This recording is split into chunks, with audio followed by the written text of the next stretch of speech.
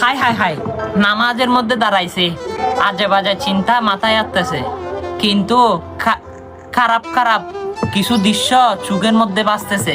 নামাজ কি হবে? আরে ভাই, আমার প্রিয় নবীজি কি বলেন জানেন? সেগুলো হচ্ছে শয়তানের ওয়াসওয়াসা, এবং শয়তান আমাকে নামাজে ডিস্টার্ব করবে। কিন্তু সে ডিস্টার্ব থেকে কিভাবে বাঁচবেন?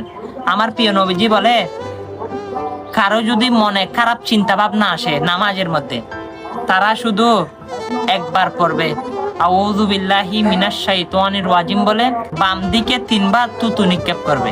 হ্যাঁ, অবশ্যই তুতুগুলো এমন ভাবে ফেলবেন যেন পাশের জনের গায়ে না পড়ে।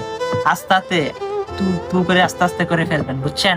আর এটা তো শুনেছেন, অনেক মানুষ কিন্তু এই হাদিস সম্পর্কে জানতে পারবে আপনার কারণে, আপনি যদি ভিডিওটা শেয়ার করে দেন। আল্লাহ সবাইকে কবুল করুক, আমিন।